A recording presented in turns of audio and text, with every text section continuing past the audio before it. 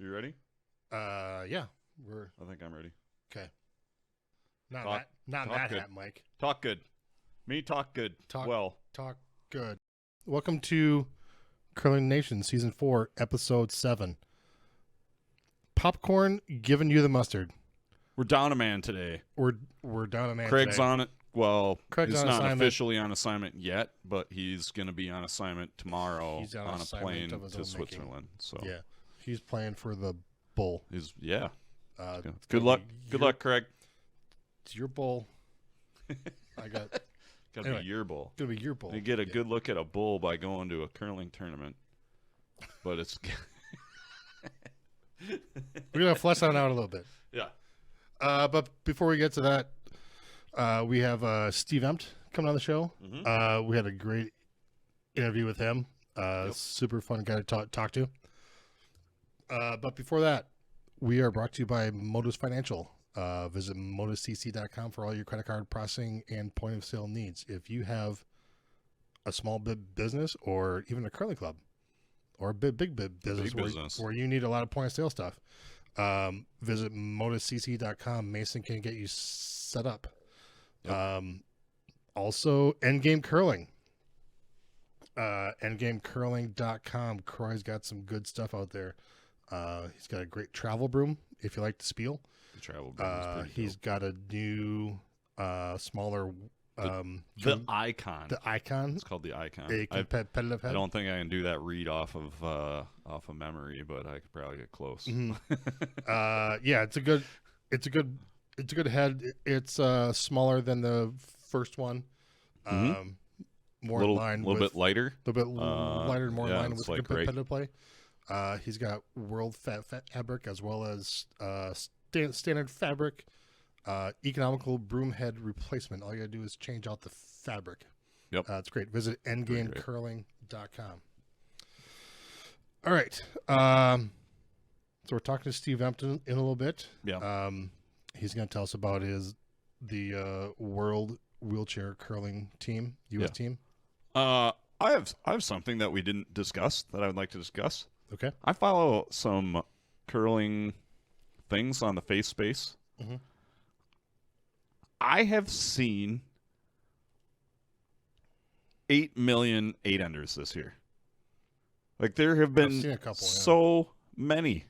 What is going on? Why the 8-ender is all of us? I bet there have been at least 20 8-enders Whoa. that I've seen this year. Yeah. Where are these wheels and how can you get there? I don't know. Like they pop up like at least one a week. At least. I have no idea what's going on and how people are just the amount of 8-enders I've seen this year is off the charts. Unbelievable. I don't know what's going on. Maybe they're getting on social media more. I have no maybe? idea. I don't know. Maybe it's just because my Facebook is stupid and all I see is like Curling these- stuff. It's curling stuff. I mean, not that I don't like curling You stuff, click but on one 8-ender picture. And yeah, all you one see 8-ender picture, and now I get all the 8-ender pictures. I don't know. The number that I've seen has been bananas. Is ridiculous. Mhm. Something that is, from what I was told, statistically less likely than a hole-in-one, and I definitely saw a lot fewer of those last season than Have you got an 8? I have. An 8-ender or a hole-in-one? 8-ender. No, I don't care about golf. I know. I do have one hole-in-one though. So suck it, Joel.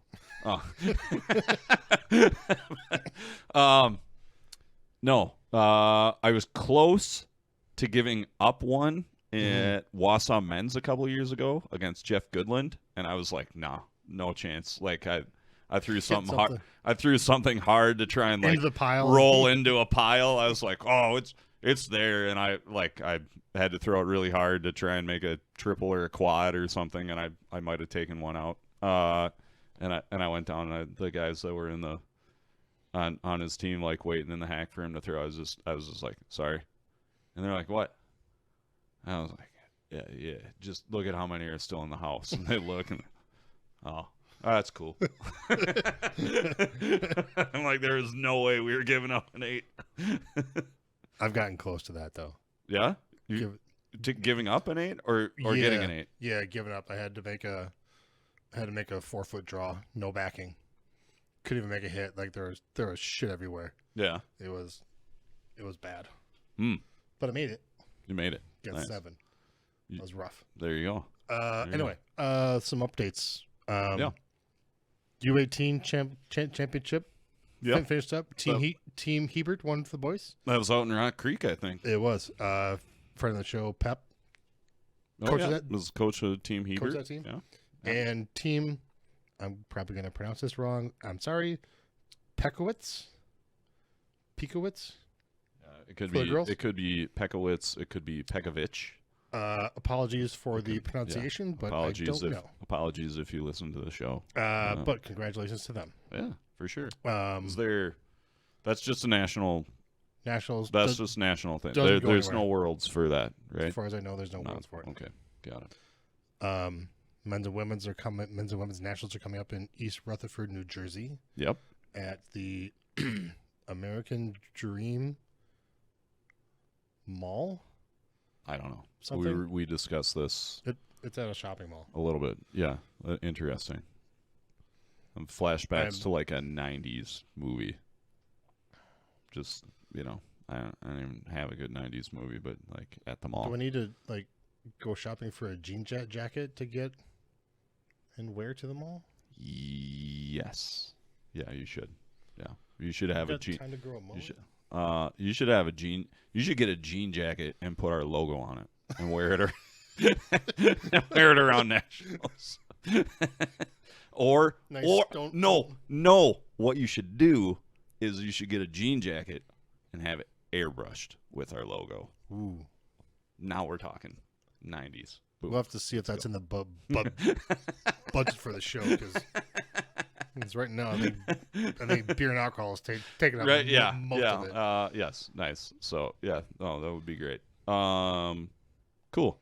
Yeah, that'll be fun. And last thing I got, Matt Tums, and I'm gonna. Oh yeah, Oyuna Ranchmeg. Something like that. Ranchmeg. Apologies for that pronunciation as well. They won. We should have asked. We should have asked. Yeah, he rattled that off like it was nothing, and I was just like, yep, her. They won mixed doubles nationals, so they're going to Worlds. Also in Korea for some reason. That's awesome. They beat Steve. You probably didn't want to talk about him anyway. I didn't like bring those rotten people that. Rotten teammates of them. Teammates of mine beat me in doubles. Oh well, that's fine. Yeah. We did the double down. That was fun. That was fun. It was fun pushing buttons. Yeah, you pushed a lot of buttons. I think a lot of people enjoyed your production. I think you did a good job. I think you did a good job on the air too. Well, thank you. Talking not nonsense and stuff. I tried to talk a little sense and a lot of nonsense because I think we had a lot of curlers watching. Yeah, well, the way I look at it, it's like who's watching curling on the internet? Curlers. Correct. So I didn't have to explain a whole lot. Don't explain. What I do want to say is, I got to have a beer and orange juice with Laura Walker. We did, and it was awesome. I was there. I was very excited for it. Laura and Kirk, and we also sat down with who else was sitting there? Kirk's girlfriend, who is the lead for Team Pets. Yep. And then the Germans. The Germans were there. Yep. Claudius and Amira, and they were wonderful. It was great. Sitting around and chatting with those folks, and they couldn't have been nicer. I had one with you guys. I didn't know the ratios of it. Is it half and half? We did about 2/3 and a third. Is kind of what we determined, it was 2/3 beer, 2/3 beer, 1/3 orange juice. The base of ours was Pabst Blue Ribbon, so something light. A light, lager. A lager. It was not putting a stout in there. No. Laura asked what I thought about it, and I was like, "This is good." I told her, I believe the exact words I used is, this will go in my toolbox of morning beverages. So get to the golf course. Maybe I'm not feeling a screw up. Maybe I'm not feeling a Bloody Mary. I'm just gonna have to ask the woman at the bar for a beer and orange juice, and she'll probably look at me weird and be like, "Give me 2/3 and a third." And she'll be like, "All right." So I think I'm almost ready for a screw up. Yeah. So that was fun. I also want to thank them. All the teams that came, great. Everybody was super nice.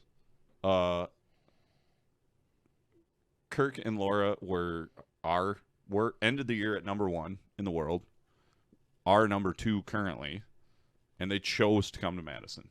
Yep. Like, that is well, all the other teams are going somewhere else. Yeah, I mean, they could have gone to Banff, which is beautiful. They could have gone to Nova Scotia, which is a new event in this like double slam series. But the number 2 team in the world, like the number 1 team in North America, chose to come to Madison, and I think that's pretty awesome. And big thanks to Croy Nurnberger and Steven Track and M. Lowe for slapping that thing together, and Adriana for running the kitchen. It's a lot of work. Smitty came on the broadcast and was very complimentary. So if you're a mixed doubles team and you want to play competitive, come to the Mantown Double Down next year. Or if you just want to come down and have fun, if you're on the rec side, the come for the Mantown Double Down. It's a pretty awesome event to like sing karaoke with John Morris on Saturday night. Like, it's pretty dope. So, and Kat Schneider and Megan Walker, great team, came from all parts Canada. The Germans, who I think live in Canada, came down. Like, great, awesome. Nothing, not taking anything away from the USA teams that came. We had teams from Denver and Vegas and Charlotte. Colorado, yeah, Denver. Oh, they're the Colorados. Yeah, that's Colorado. Utah. Yeah, Ogden, Utah, I think. So, like, and a lot of awesome. Thanks for flying in. We loved having you. A lot of the HP teams were there as well. Yeah, all the HP teams. But just like when the number 2 team in the world, number 1 team in North America decides to come to your event, like, that's pretty cool. I thought that was great. Yep. And I got to have beer and orange juice with them, so even better. Yep. All right. All right. Didn't mean to ramble on there. Let's get to Steve. All right, we got a great guest today, straight from Madison, Wisconsin. He is a 10-time champion, a 2-time U.S. champion. What's that? 10-time U.S. champion. 10-time U.S. champion, a 2-time Paralympian, our first Paralympian. I'm excited for this. Welcome to the show, Steve Emt. Did I say that right? Emt? Yes, you did. Yes. And thank you for having me on, gentlemen. Yeah, about time we got a Paralympian on here. Let's do this. That's right. Damn right. That's right. I'm excited. And you got some great pipes, man. You've got a great voice. Yeah. I've talked to you a couple times in person, and you all-time pipes out of this guy. I got the face for radio. That's what I've been told. You and me both, buddy. You and me both. Face for radio, voice for print, and that's why we're on the internet, because nobody cares. Yep. Oh yeah. So you are a wheelchair curler. Is that what we? Yes, that's okay. Yeah. Okay. Yeah, that's. We're Paralympian wheelchair curler, adapted curler, but yeah, we go by wheelchair curler for sure. Wheelchair curler. All right. How did this sport find you, or how did you find this sport? I got stalked into the sport. I'm originally from the East Coast. I just moved out here to Wisconsin about 6 months ago. Okay. To come out here to the wonderful Midwest and 30 below and snow and all that crap going on right now. It is awful right now. It is disgusting. It's bullshit outside. Yeah, it is bullshit. It is bullshit outside. Yeah. So I'm originally from the East Coast. So one weekend, summer of 2014, I went up to Cape Cod, Massachusetts, all by myself, and I'm hanging out, and I parked my truck and pushed to this bakery, get something to eat. This gentleman comes around the corner. he was Italian looking guy, and I don't want to stereotype here, but his hair was slicked back, and he just looked mean. He looked like a tough guy. Yeah. And he comes up to me and says, excuse me, are you local? I said, no, I'm from Connecticut. I'm 2.5 hours away. And there was about 10 seconds of silence between us, and I'm looking at him. He's smiling and I'm like thinking to myself, all right, I'm dead. Like I'm getting like I'm like planning my route off the pier into the ocean in my wheelchair to get away from this clown. Finally, I said to him, "Do you mind asking why you asked? Well, you mind telling me why you asked that?" He said, "Well, I trained with the Paralympic curling team here on the Cape. I saw you pushing up the hill back there. With your build, I can make you into an Olympian in a year." And I'm like, "What the hell's curling? And where do I sign up?" I'm like, nice. Let's do this. Fortunately, his wife came around the corner, and the three of us sat there. He explained the whole sport to me, and how it was a young sport, and how this opportunity for me to travel the world and represent the USA and Paralympics. And I was pumped. I was thinking about all the way home.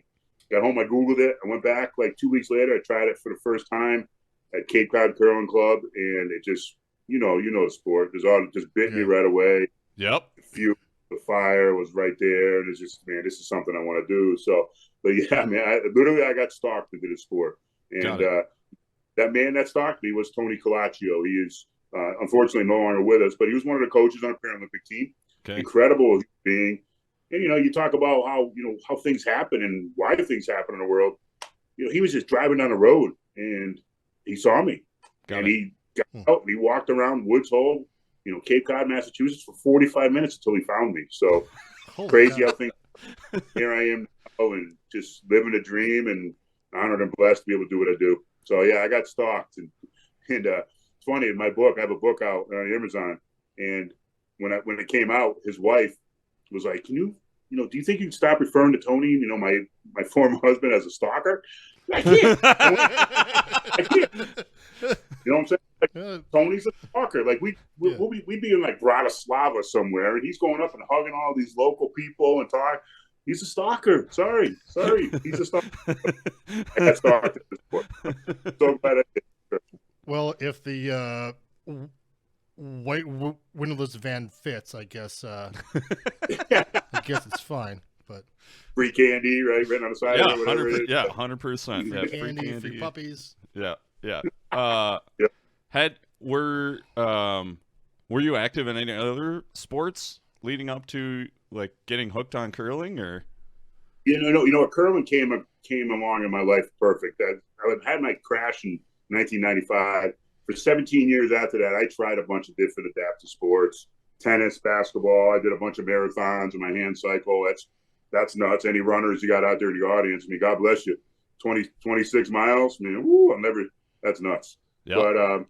But Mr. Really, Iron Man over here. I've done the Iron Man 5 times. So. Oh, well, all right. There you go. Yeah. You know what I'm talking about. I want no part of that. No, I'm good with that. Right. So, yeah, nothing ever fit. So once this, curling came along, it just, everything I love in life is in this sport of curling. So just bit me, and man, it's amazing. Absolutely amazing. Nice. You said you had a crash in 95. So this was, I mean, there's no easy way around it. Can you explain what happened? Can you? Oh, yeah, I got no problem with it for sure. I was 25 years old at the time, and I was a drunk driver, and I went out, partying up at the bars with a couple buddies, and it got out of hand pretty quick, and I tried to drive home, and obviously didn't make it. It was a very bad automobile crash, and I call it a crash because it wasn't an accident. I had a decision to make, and I made a terrible decision to try to drive home after drinking.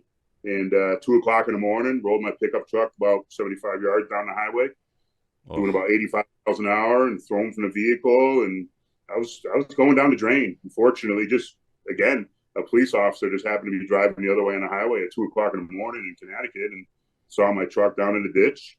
Yeah. Turned around and seen, and got the lifestyle helicopter there, and they saved my life, and I'm lucky to be alive today. So yeah, no, it was a bad decision on my part.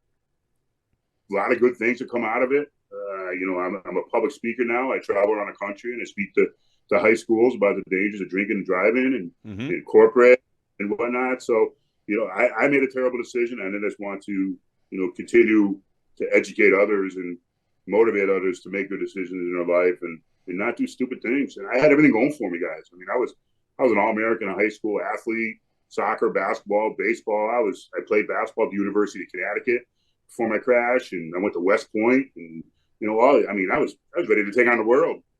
And it made a terrible decision and completely and literally flipped it upside down. So that's my story there, and I stick to it. Yeah. Well, pretty. It's heavy stuff, but the way you talk about it is certainly. You could, like you said, you could go two ways with it. You could feel sorry for yourself and could have gone absolutely the opposite way, but here you are now and seem to be pretty. Yeah. Every time I've talked to you, at the club or anywhere else, you've always had a pretty good outlook on life. So.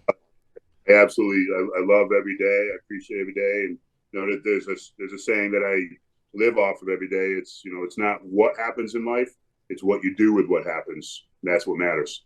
We're all going to have. Everybody's got a story. Everybody's going through things today, yesterday, tomorrow, bad days, bad weeks. I mean, it happens to everybody. Yep. But what are you going to do with it? How can you flip that around and make it a positive? And I had a horrific crash. Like you said, there was days in the hospital where I didn't want to be around anymore. I didn't want to be around anybody. I just wanted to check out. But life is beautiful and life's too short. And no matter what happens, there's a silver lining in everything, and we can move on and learn from it and hopefully educate others and just continue to live and love. So let's see. You said that happened in 95. So you were at University of Connecticut in what, 93? 92. 92 to 94. Let's see. That was. I'm trying to think who you played basketball with then. Was Coach Calhoun the coach then? Coach, yeah. He was. Oh man. Yeah. That's a incredible man. Tell me, could you have a Coach Calhoun story that you can tell? Can I curse? Because every story. 100%. This is on the internet, Steve. Come on. All right, here we go. So, I'm sitting on a bench at Gamble Pavilion on University of Connecticut campus, 10,000 people. I was playing Georgetown or something, and he's riding the official. It's a heated Big East game. He's all over the official. And the official, third quarter or something, second half comes around and said, "Hey, Jim, I don't want to hear from you anymore. I don't want to hear a word out of your mouth the rest of the game." And coach says, and I'm on a bench, and I hit his perfect. And coach says to him, "Well, you know what? Hey, can I think?" And the official's like, "Where's this going?" He's like, "Yeah, of course you can think." And coach is like, "I think you fucking suck." Boom, beat him up twice, tossed him right there.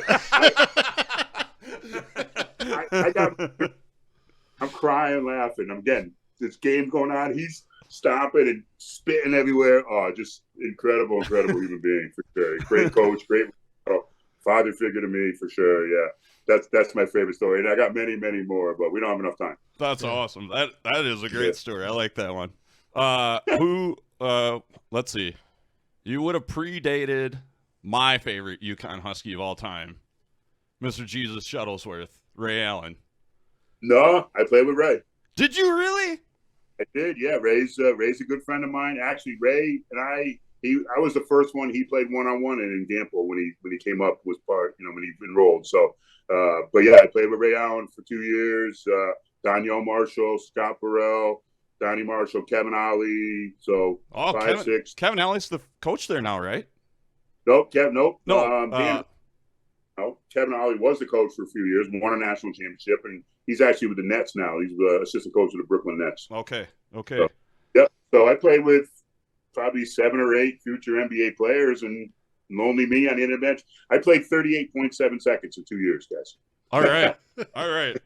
I guarantee you were the student section's favorite player.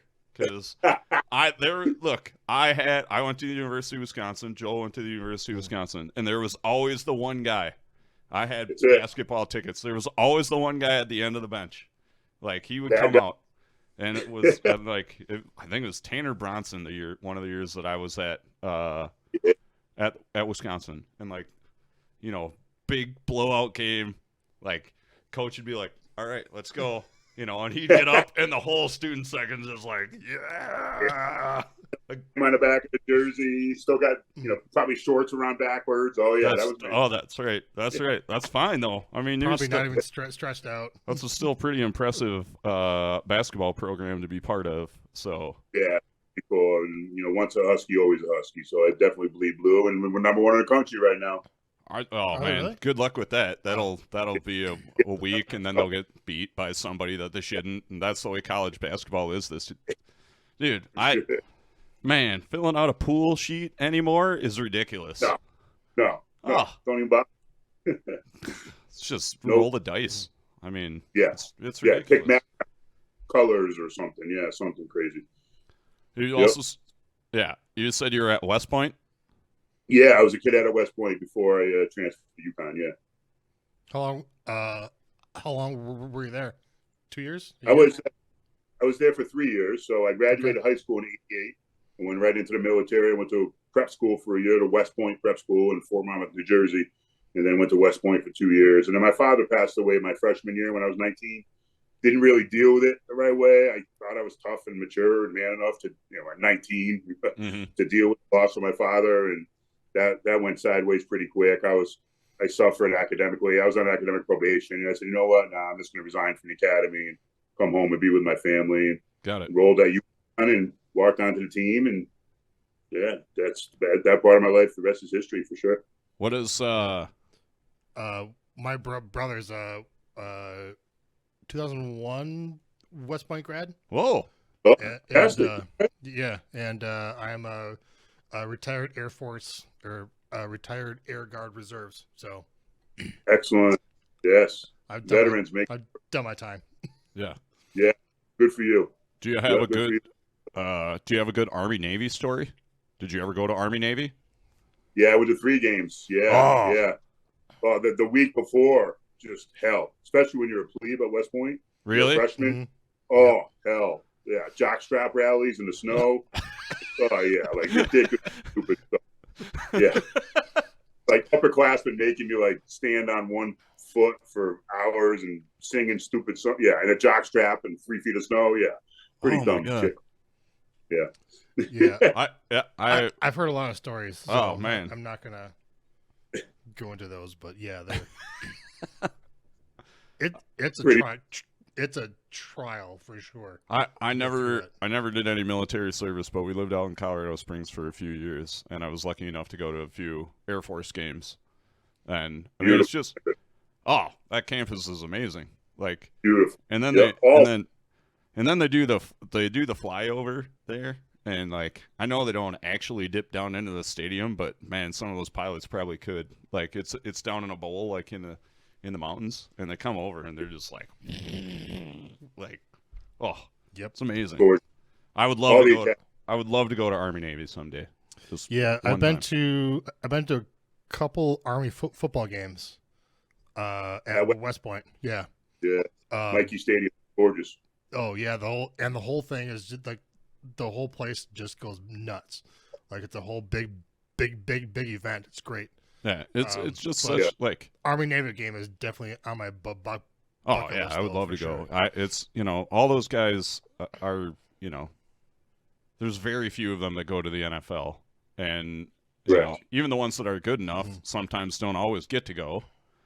And then just like I don't know, that's just what sports is about to me.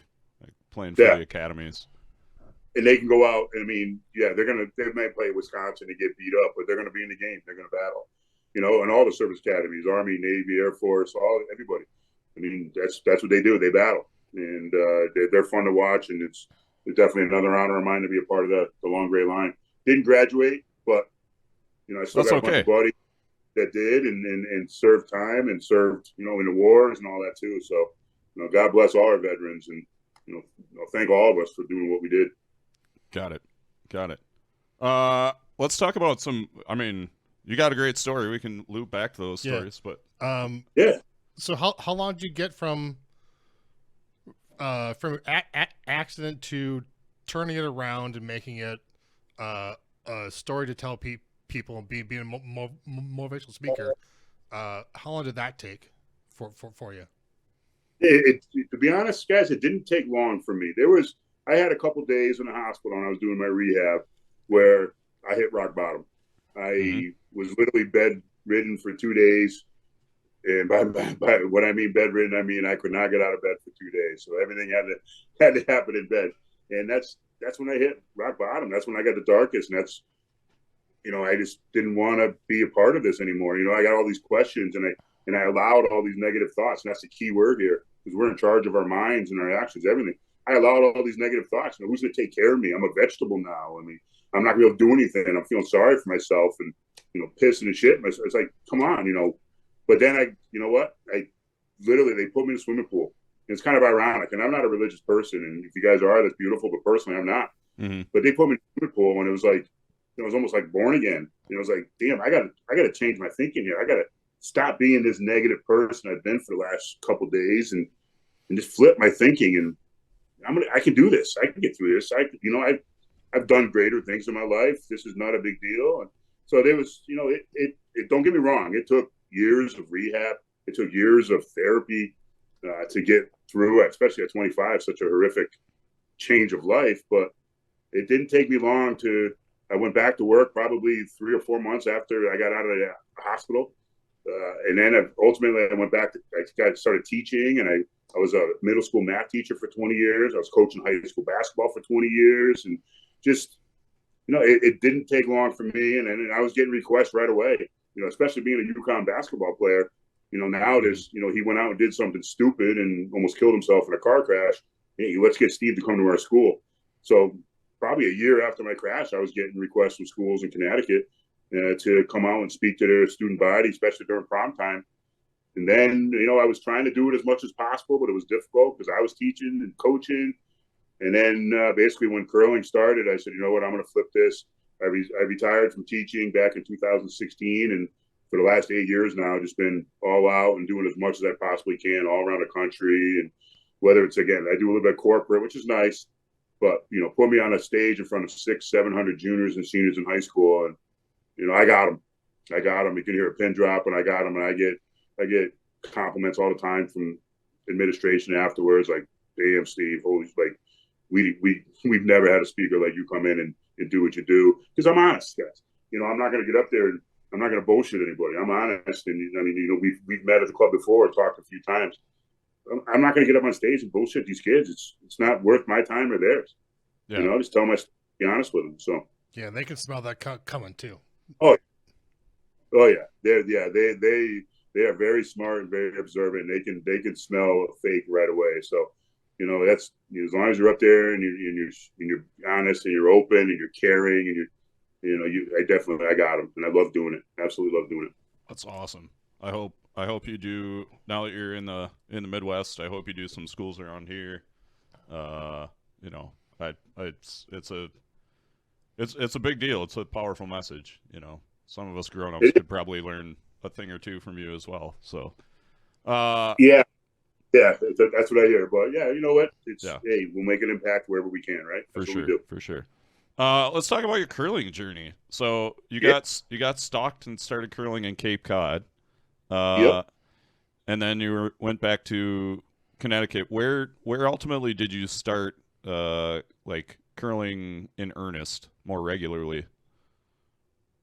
I think right away. I mean, literally that summer of 2014, I got stalked, and that winter I was traveling. I'd leave my apartment in Connecticut at 4:00 after school on Friday. I'd spend the whole weekend on Cape Cod training with Tony and a couple other curlers up there. Okay. And I'd be back in my apartment like Sunday night at 1:00 in the morning. Be back in my classroom at 5.5 hours later. I just love the sport so much and passionate about it. So I didn't mind. It's a 5-hour round trip drive. What the hell? Let's do it, right? Sure. And spend the weekend, and then I started curling down in Nutmeg Curling Club down in Bridgeport, Connecticut. Okay. And then Norfolk Curling Club in the northern part of Connecticut it actually burned down a few years ago. They rebuilt that beautiful little 2-sheeter up there in Norfolk, and so I just started going up there. And all three of those places are right away just incredible. We all know the curling community is an incredible community, caring. 100%. It's a family, it's a fraternity, a sorority. So they welcomed me with open arms and just basically just put the bellows on the coals for me and let me light the fire and just let it rip and Were just live in you a dream. were you playing leagues or were you just mostly practicing? Yeah. Yeah, I have never done or learned to curl.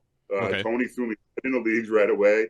I'm throwing actually the very first time that when I got stalked, a couple weeks later, they have the summer spiel up at the Cape, which is a fantastic bond spiel. That's one I want to go to. That's on my bucket list. Lobstein? Is that the Lobstein? I think the lobster, something like that. Oh yeah, they do an incredible job up there.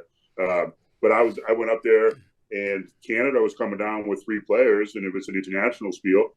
And so I threw my first stone literally on a midnight on a Wednesday night, and 8 hours later, I'm playing with Team Canada against Team Russia in a bond spiel. Like, what the hell's a bond spiel, Holy first crap. of all? And I'm putting holes in the all fucking shit too hard. And so I got thrown in the mix right away, and that's the way I loved it, and that's the way I am. Give me something, and tell me I can't do it. I'm gonna prove you wrong. Got it. For sure. Got it. Yeah, I'm sure a lot of that basketball training with the touch has really helped out a lot. Yeah. And again, first time on the ice, I'm putting holes in the back wall. I'm like, damn, you don't gotta throw this thing too hard. So, and a lot of stuff I learned through basketball, a lot of stuff, West Point, a lot of discipline. This game that we play, this dumb sport of curl we play, is you got to be disciplined, and you got to breathe through the eyelids and all that and lava lizard shit. And that's something I wasn't used to. I'm coming from the University of Connecticut, playing basketball, getting dunked on all the time and talking smack. And now it's a 180 where you got to shake hands. What do you mean shake hands before we play? What? No, what is that? Right. Yeah.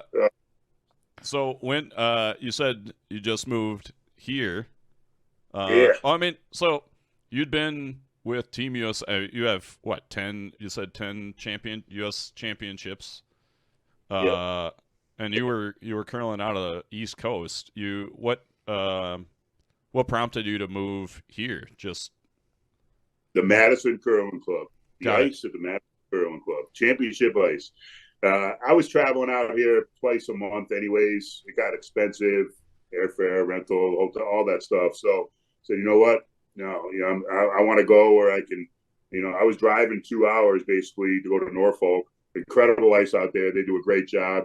John Barbagallo out there in Norfolk, incredible ice, man. Great people.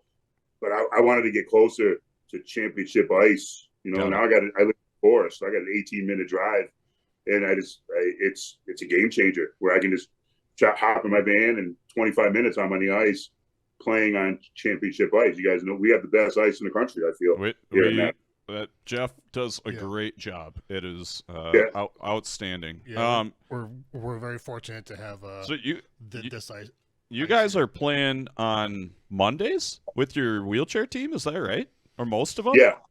Yeah, we're in a league. Yeah, myself and Sean Sadowski, one of my teammates, Laura Dwyer, one of my teammates, and then Justin Marshall, who was I competed in Pyeongchang with, former Paralympian. So us 4 are playing in the league on Mondays. Yeah, and we're holding our own. We love playing against sweepers. We love playing against able bodies. The level of competition as far as wheelchair curling in the country is not to the point yet where we can pick and choose our teams like the able bodies can. So, I mean, when I started 11 years ago, there was maybe a dozen of us in the country, and now there's probably over 100. So really? we're getting. Holy cow! I would not have guessed that. Right? We're blowing it up. I mean, we're all out stalking people. That's what we do. We see anybody in a wheelchair, I'm going up like a stranger. Like, hey, what are you doing? Mr. Steve, you want to curl? What the hell's curling? All right, yeah. So we're talking to people, but being a veteran, we do some clinics through the VA. Chicago's got a nice hub of maybe a dozen curlers now. Obviously, the Cape has got 6 or 7. Charlotte's got a hub. We're out here, so yeah, we're getting there. So, but we love playing against able bodies. And when able bodies come in, hey, do you not want us to sweep? Like, no, we want you to sweep. We want your A game. We don't want to be, don't look down. Don't look down. Don't have pity on us. Give us your A game, because when we beat you, that's going to make us feel that much better. I like that. Yeah. I like that. Are you guys playing 2:00 on? Yeah, I think they're playing Mondays. Yeah, we play 2.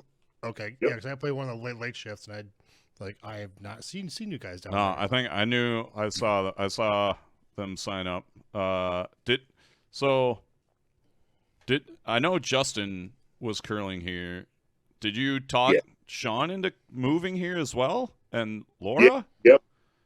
We were talking. Sean's from Portage originally. Oh, okay. All right. Yeah. All right. He's not too far. Not too far. 30 minutes down the road, maybe. But I packed my dog up and drove across the country to get here to be on Jeff's ice. And again, we had great ice in Norfolk. Mm-hmm. This is championship ice, and incredible community of Olympic, Paralympic, and very, very, very good curlers. The competition is incredible. So I'm blessed to be here. And you guys get that 2 o'clock clock shift, so that's the fresh scrape. Oh, dude, that fresh I wish I could curl when on a fresh scrape. Like I always get the dregs curling on like 3 pebbles or 2 pebbles. Like, it's still good, but still good. But we still got that Thursday night. Yeah, it's been 3 pebbles on it. Yeah, some dude that's half drunk just like pebbling one side. Like, God damn it! There's some artistic pebbling I've seen out of some of our membership. Jeff is Jeff is fantastic. Jeff is fantastic. He takes care of us.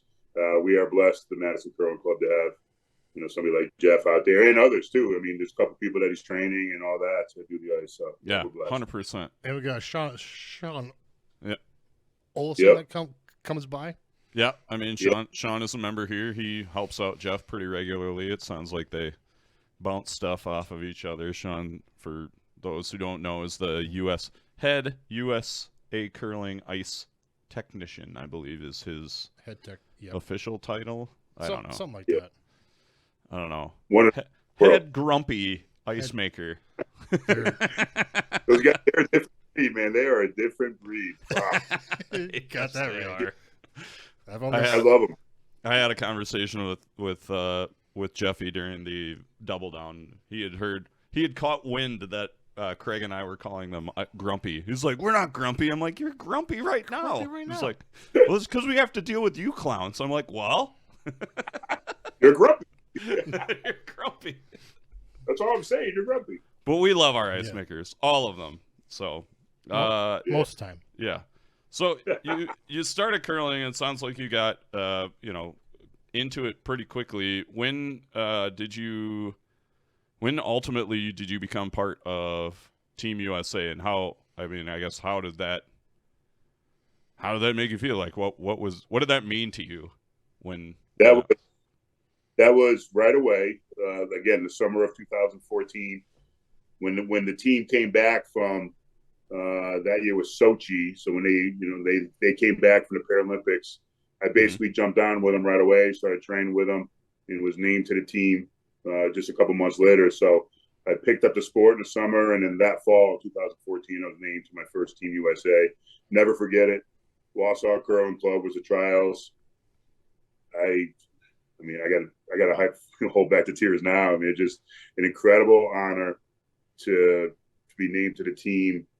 The first time I got my uniforms in a box in Connecticut delivered, I opened it up, and there are the jerseys with my last name Emt and the American flag and USA on it, and I just had to take a couple minutes to soak it in, and there was a lot of tears of joy and a lot of sacrifices, a lot of time away, a lot of financial sacrifices, a lot of stuff goes into this that maybe the average person listening or the average curler doesn't realize how much time that we put in to be on this level.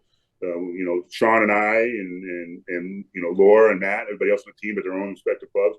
But you come down to the curling club, we're down there 6 days a week usually, and putting in a couple of hours and just keeping our craft there. But making that team, and still to this day, I've been on a team now for 11 years and just got named again just a few weeks ago. It never gets old. To be able to travel the world and represent the greatest country in the world on the grandest of stages is something that I don't take lightly, and I'm very, very, very proud of. Absolutely. Nice. And your next event is, the next world event is going to be Korea. Yeah, we got a world championship coming up in Pyeongchang, South Korea, back where my first Paralympics 2018. That's coming up in the beginning of March. we actually leave in about 40 days to head out there and take care of business. So that's the next big dog. Got a couple training camps here and there. We got one coming up in Madison in the middle of February. And then after, I think 2 weeks after that, we head out to South Korea. Awesome. Who are the coaches on that team? I think I know, but I'm not 100% sure. Yep. Our head coach is Pete Annis from Minnesota. And then Jess Schultz, former Olympian. Not a former Olympian. You're not a former Olympian or Paralympian. You're always one. So Jess Schultz, who played with Deb McCormick and I believe Ann Swiss and all of them. And I think 2 games she got in. So those are our coaches. And then Mark DePerno is our team leader. He's out of Utica, New York, up there in the East Coast. Does all logistical stuff. So those are our 2 main coaches. So you got I was reading on the USCA site, and the team USA is a team of 8. Is that right? Yeah. And you're taking five to Korea. Yep. So we typically. How does that work? We go down from the pre-trial process where anybody in the country basically can apply to get into the pre-trials, and then they have the pre-trials. They do a bunch of skill shots, interviews. They watch them there. Then they'll take 4, 5, 6 from the pre-trials and go out to the U.S. team trials where we're at, and then from there they take the top 8. So the top 8 is usually what you will see whenever we're around. For example, anybody comes down to the club when we have a training camp, I think it's the 15th, 16th, 17th of February. We'll be down there from 10 to 3. There'll be all 8 of us are there. That means that there are 3 alternates. Dave, Dan, and Pam this year are the alternates. The 5 of us, myself, Sean from Madison, Matt Toombs from Wausau, Oyuna and Rancho Mangus from Minnesota, and then Laura Dwyer is down in Kettle Moraine. We're the ones that are going to the World Championship, but something would happen. If we're not performing well in the next month, we could still get pulled. If we get hurt or injured, something comes up, we can get pulled. So those 3 alternates, they travel to the training camps. They're put in as much as we are, if not more, to make sure they're ready to go if the call comes through. Got it. I had a question. I forgot it. I'm sorry. Okay. So we're going out. I'm doing some streaming out U.S. Nationals in East Rutherford, New Jersey. Oh. Yeah. And is there a camp before that or a training before that there? We have an exhibition with Team Canada. We're going to be with Team Canada. Actually, next week we'll be in Minnesota for a couple of days up in Chaska. Another great facility, great people up there. So I think we got 2 days of training camp with Team Canada there. And then all of us, both teams, fly out to New Jersey to have I think it's just a 1-day exhibition, 4-person teams, mixed doubles, maybe some skill shots. It's like a Can-Am border, battle of the border, U.S. against Canada, and wheelchair curling. So, just like everybody else in the U.S., Canada is our major opponent and nemesis. So we're going to try to fuel that a little bit, and then that'll lead us right into the world. So we'll be out there for at least 1 day. I think Saturday all day we'll be on the ice out there where you'll be. So, looking forward to seeing you out there. Yeah, Joel gets to push buttons. I get to push buttons. I have to work. I'll be sitting in a cave somewhere, with just a couple laptops in front of me, probably covered up in a blanket because I'll be cold sitting there for 4 games a day.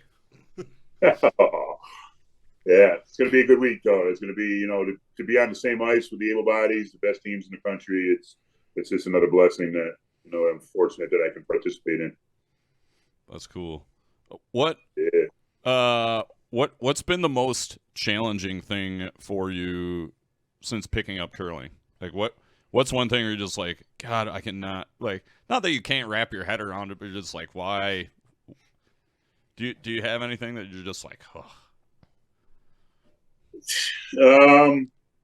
Yeah, why the hell does the ice change so damn quick?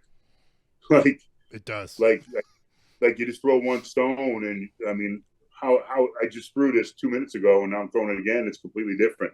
And I'm a physics guy. I'm a math teacher. I love all that crap. But it's damn, I just threw this stone 2 minutes ago, and now you tell me it's a different time and getting me more of a room. It's just, wrapping my head around that, learning the ice. And I still, to this day, 11 years in, I'm the elder statesman on the team. Learning the damn ice, that sucks. You know, we know that the team that learns Yes. You know, but it's so damn frustrating. Like just the changing of the ice. Fortunately, we don't get to play a lot of bonspiels at local clubs because we're always training or traveling somewhere. So the majority of the time it is on championship ice all the time. So the changes and the undulations and maybe there's a run on the right side and the left side has got some moguls on. We don't get much of that. So I guess I'm just blessed with that. So got it. Oh, you gotta go find it. You got to go find some fun You gotta go spiels. find an arena club somewhere. Learn how to play on some janky ice. Yeah, go find it. An arena club there. Go play in Mapleton. That's what you should right do. Play in Mapleton. That's a experience. Yeah. I played an arena out east one time, probably 8 years ago, in a charity event. And literally, my stone got airborne at the first hog line. There was a mogul from the water coming in, and it literally got airborne. I said, "No, I'm done. I'll never do that again." Charity, I'd love to do anything for charity, but no arena ice for me. Nice. Yeah. Charity. We like Joel and I are charity spiel champions. We are charity spiel experts. We like our charity spiels. Yeah. I wish I was better at curling so I could get paid to go to charity spiels. Unfortunately, I have to pay to go to charity spiels. And then I just we're the charity case at the spiels. Yeah. Showing up. Yeah. We are charity spiel champions over here. But when I was growing up curling, actually, when I was growing up, I didn't curl because I wasn't big enough to get the rock all the way down the ice. Okay. It was arena ice, and one guy was an engineer, so he brought out his surveying equipment on the ice, and the two back lines were even, but one hog line was up 3 inches. Oh my God! So you're up 3 inches. So one way you're playing a long uphill and a quick downhill, and then the other way you're playing a long downhill. So, and the rocks were kept maybe about a foot or so off the ice, so they weren't exactly the same temperature as the ice all the time. So if a rock was sitting somewhere all end, like you could throw at it and actually like glance off of it and the rock wouldn't move. That's ridiculous. No, I'm good with that. Nope. Yeah. But yeah, we love arena curling and bad ice and trying to read goofy ice. I love it. Yeah. It's fun. I've played on a couple arenas and they're interesting. Yeah. And you know what? We do it for the community. We do it for the good times, hanging out, right? Seeing old friends, for sure. Yeah, that's one of the great things about this sport. 100%. All right, we got some questions, so we ask all of our people that we have on. So we kind of figured out how you start. We kind of covered how you started curling, so that we don't really need to go over that one again. Other than your home club, and you can decide what that may be, maybe of the couple. Yeah. Where is your favorite place to play other than your home club? That's an easy one for me. That'd be in Scotland, anywhere in Scotland.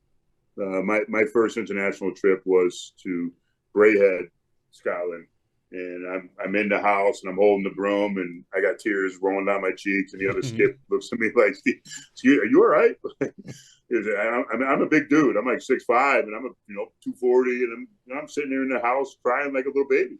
And I'm like, "Yeah, just give me a minute, I'll be all right." But anytime, any opportunity to go to Scotland, any opportunity to travel anywhere and represent the U.S. is incredible. But Scotland, the birthplace of our wonderful sport, and get out there, and anywhere in Scotland. This one place happened to be in a mall, so that was pretty crazy. You go shopping and you go curling a little 8-sheeter. So Scotland, they put up clubs anywhere. But nice. Anyway, did you say an 8-sheeter in the mall? In the mall, there was an 8-sheet club in a mall. Yes, I think it was Braehead. That's awesome. That's Man, right? that's ridiculous. that is amazing. Well, one more question. So you're going back to Korea. What kind of food you looking like to eat over there? Oh, you know what? I couldn't. 18, we were there for the games in 2000. So about 6 years ago now. I don't know. I don't remember the Korean barbecue. Easy. Yeah. Yes, I do. The Korean barbecue, where they just put the hibachi right there, whatever they call it, right in front of you, and then you bring you plates of food and you're grilling it up, and you get the beers afloat. Oh yeah, the Korean barbecue is fantastic. Forward to that.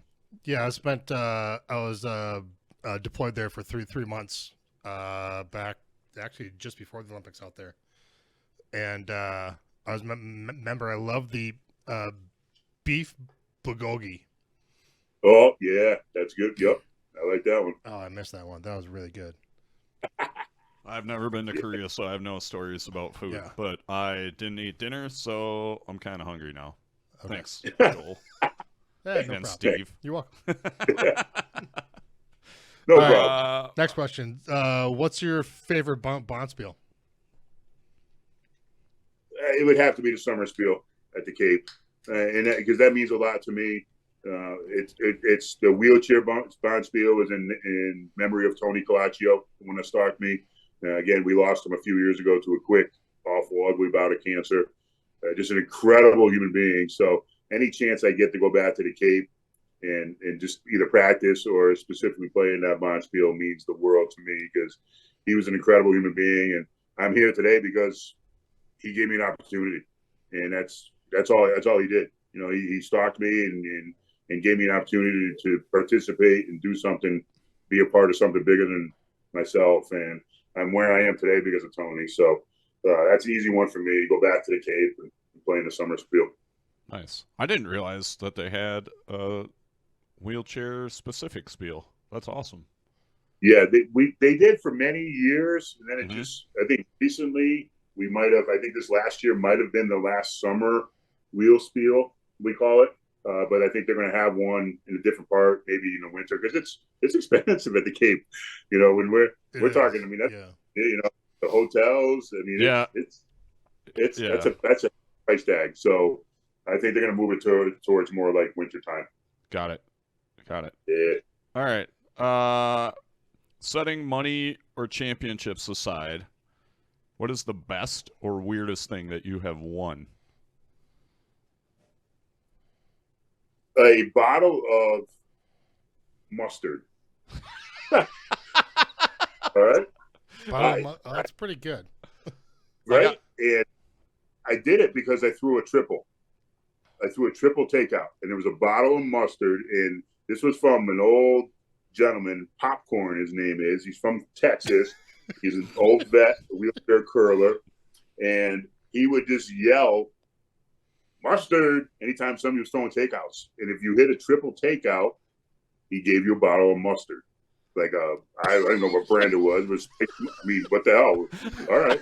So I hit a triple. I don't think I meant to do it, but I hit a triple, and he yells out mustard, and he handed me a bottle of mustard. I got to take it home. I think I'm going to yell mustard anytime next time I make a triple, which will probably not be anytime soon. But that's awesome. I love that. Mustard. Popcorn. Yeah. Popcorn giving me the mustard. That's crazy dumb. Yeah. Nice. All right. What's a skill or talent outside of curling that you have that you'd like the world to know about? I was, if any Michael Jordan fans out there, if you guys have seen The Last Dance, the documentary on the Bulls, I made a cameo in it. I was in it. I was in episode 7, near the end of it, about 50 minutes in. I made a cameo. My name was up there because I was on the screen. I was actually going to be interviewed for it, but they moved up production because of COVID. But yeah, I made a cameo in The Last Dance, hanging out with Michael Jordan in the locker room, and like I said, my name was on the screen, and I got an email from Google the next day saying that, hey, you were Googled last night over 10,000 times. Who are you, and why did this happen? Whoa. So, well, you have to tell that story now. Yeah, I've watched it. Let's unpack this. I don't remember. Yeah, we got to unpack this a little bit. This is amazing. Yeah, episode 7. Okay. About I said, about 56 minutes in, but who's counting though, right? Okay, yeah, approximately. I was fortunate. It was back in 1997. Myself and a couple of my buddies went out to Chicago. A former teammate of mine, Scott Burrell at UConn, was playing for the Bulls. Oh yeah. And he hooked us up. Yep, he hooked us up with tickets, and we had 4 tickets for the game and 2 locker room passes. And I went down, and Dennis Rodman got thrown out that game by a female official. And I'm going down to the locker room, and he's getting interviewed by TV cameras, and he is just laying into this official like, I mean, I couldn't believe the language coming out of his mouth. He's got the purple hat on and the lime green shirt and going nuts. Going to the locker room, hanging out in the locker room with Ron Harper and Scottie Pippen, and just hanging out, had a beer with them and just chilling. And next thing you know, Michael Jordan walks in and walks right up to me. He's like, "How you doing, partner? I'm Mike." And I'm like, no shit, really? Like, gee, thanks. Yeah. Mike, so, Mike what? Mike who? Yeah, Mike. Is that Mike or Michael? What? So, but no, he sat down, and what's incredible about that night, and I've been fortunate. I met a lot of NBA players from my buddies at UConn. Sure. But this was a Saturday night at like 11 o'clock. This was after a game. He could have very easily went home to his wife and kids, but he didn't. He hung out with me and my buddy Jerry in the locker room for half an hour. Again, had a beer. We talked about kids, basketball, cars, sports. He signed some shoes for me. He signed some other stuff. We got a picture with him. Just an incredible human being. And what he taught me that night was, no matter how great you are at something, you always got to make time for other people, no matter what you're doing or who you are or what it is. And this is Michael Jordan. Yeah. Like, this is Michael Jordan. He's almost as big as Taylor Swift. Yeah. Oh, easy. Yeah. He's got more money though. Put MJ and Taylor Swift in the same sentence. Just ruined my story. Well, he didn't say that he was the Taylor Swift of basketball. So yeah, no, I didn't say that. So that was pretty cool. Yeah, that's pretty awesome. I'm gonna have to go back and I watched that whole thing. I'm gonna have to go back and watch it. I have to go back and watch the whole thing again. That's awesome. I did really enjoy The Last Dance. That was awesome. For that to come out during COVID was amazing. Like, I needed sports so bad. Oh, I had it on my calendar. I mean, I had a DVR. I had it on my calendar. Looking forward to it every Sunday night. It was an incredible documentary. Yes, it was so good. I mean, I was a kid. I was a kid when he was on top of the basketball world, and it just, I mean, yep. If you're a kid and you didn't like Michael Jordan, there was something wrong with you. Like, right. Yeah. Right. It's amazing. That's why I got this. I was had this as a kid. I got this since I was a kid. So. There you go. Boom. Can't get rid of that. Nope. Take that, wife. This is coming with me in the marriage, whether you like it or not. That's why it's downstairs in the basement. Nobody did. Yeah. No, I was fortunate to sit courtside and listen to him. I think they played the Magic, and I think he had like 20 in the first quarter against the Magic. He was just talking so much smack.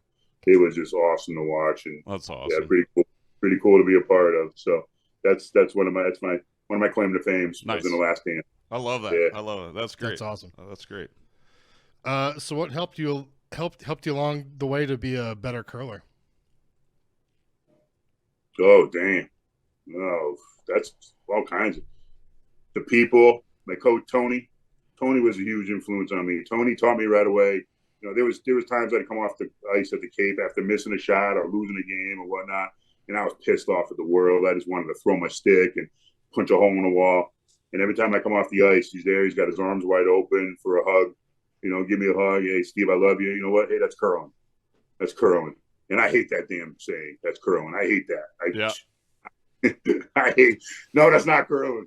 You're supposed to make the damn shot. But he was a huge influence on me. Just to again, reel me back in and calm me down and make me realize it's just a game and there's greater important things in the world.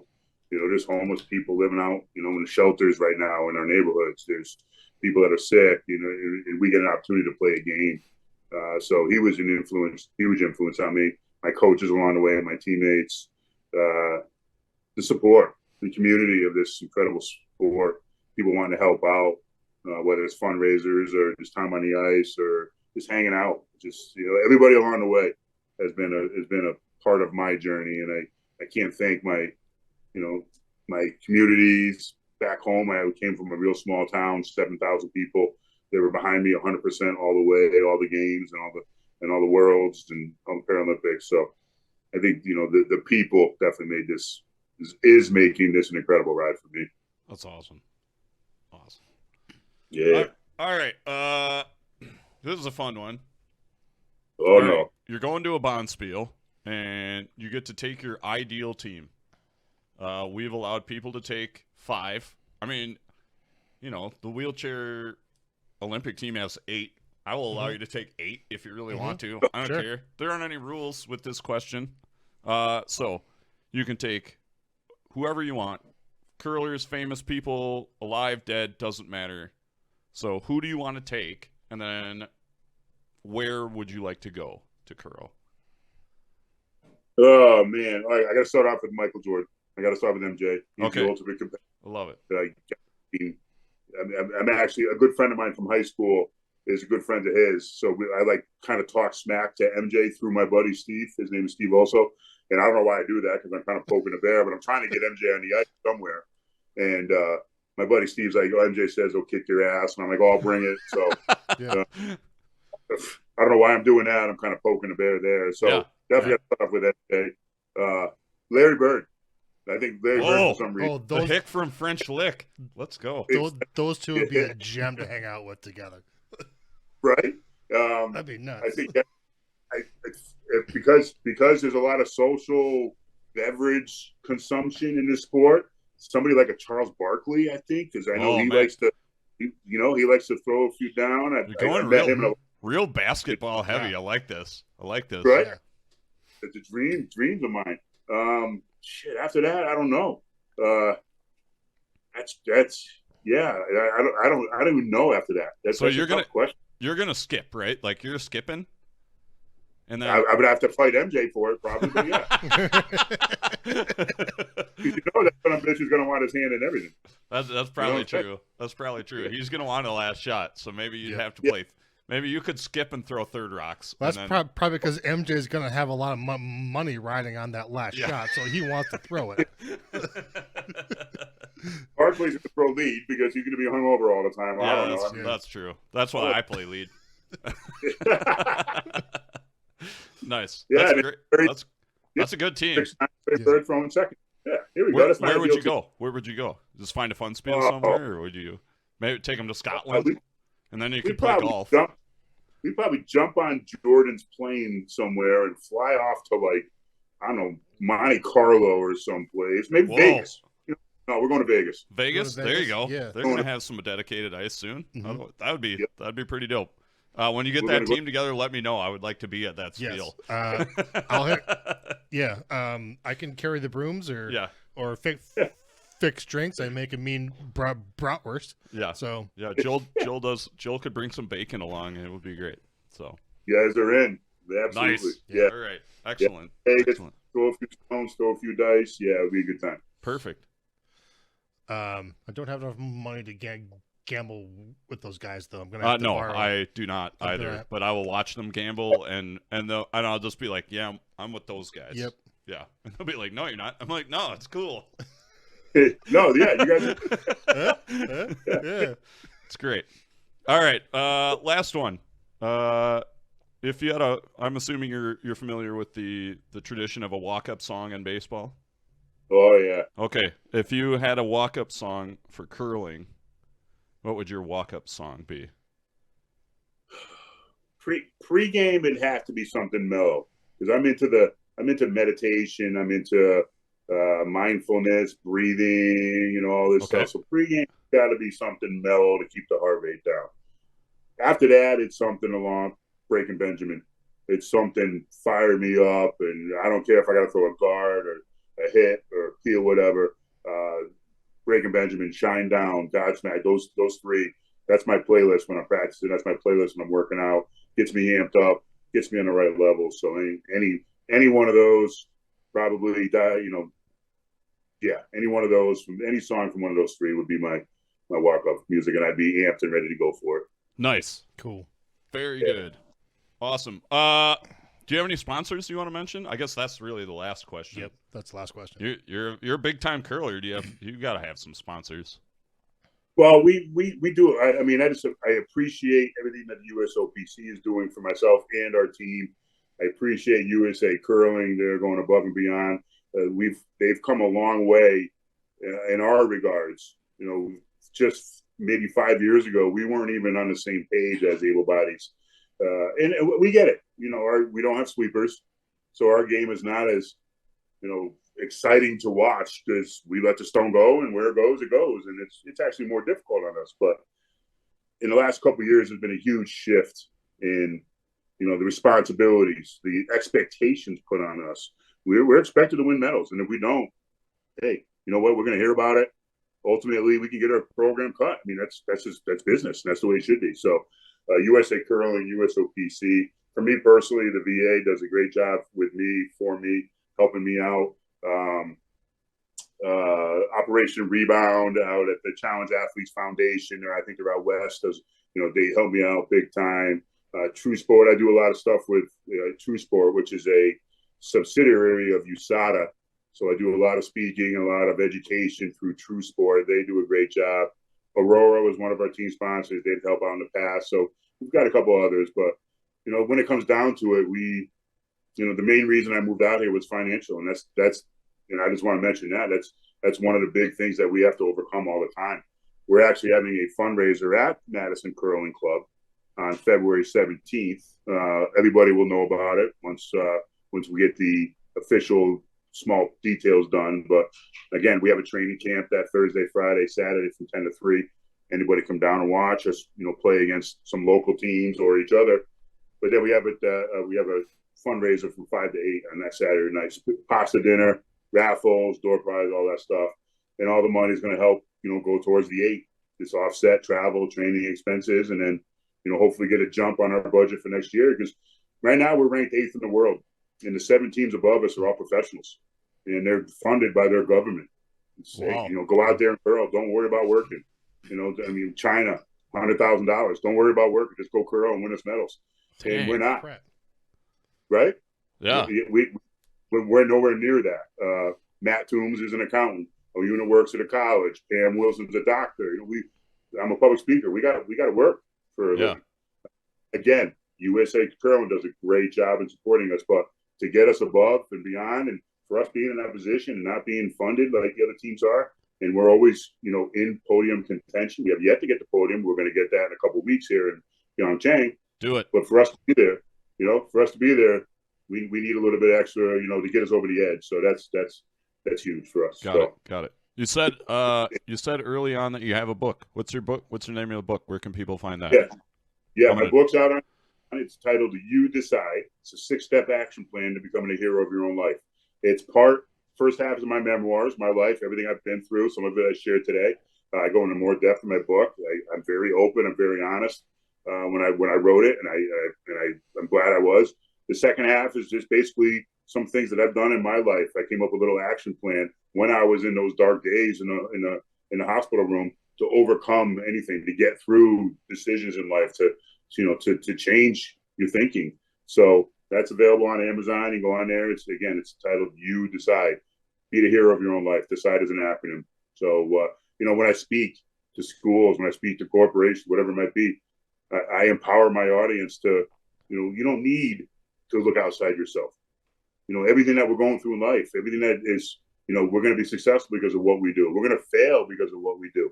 But everybody's the hero of their own life. You know, we don't need to. Growing up, Larry Bird was my hero. You know, everything was Larry Bird when I was a kid. But you know what? When I was 25 years old and I woke up from my crash and I was told I was never going to walk again, Larry Bird ain't going to help me through that. Right. You know, the nurses, the therapists, all these people that did, you know, their passions, their love to help me out. No, ultimately it had to be me inside of me, and I had to get on with my life. And we all got that. We all got that inside of us. You two do, your listeners do, everybody. We all got it. So, you know, my goal is every time I speak through my book, whatever it might be, is to empower everybody that listens. You know, hey, be the hero of your own life. You will, not you can, you will get through this, and you will do it. Nice. That's great. That is a great way to end this interview. Steve, thank you so much for being on. Good luck to you and the rest of the team in Pyeongchang. We'll be cheering for you. I'm sure we'll see you around the club as the season rolls on. And For sure. Yeah. Thanks, man. That was great. Thanks, Awesome. Steve. Thank you, gentlemen. Appreciate your time. You bet. Good curling, bud. Yeah, you too. All right, everybody. That's it for season 4, episode 7. We're in the books. Big thanks to Steve Emt for coming on. That was a super fun interview. Super interesting guy. Go check out his book, or just go check him out in general. Let's see.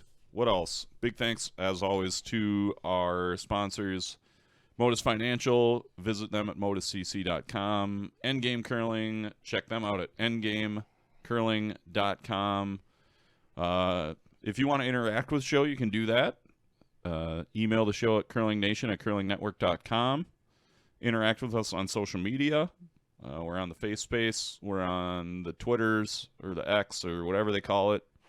I don't know. I don't really care. Well, I do care because I'm out there some. But if you want to see somebody on the show, let us know. We'll see what we can do. We're trying. That's it, I think. Yeah. Check us out. Mike. Joel. Good curling, everybody. Not Out. Craig. Not Craig.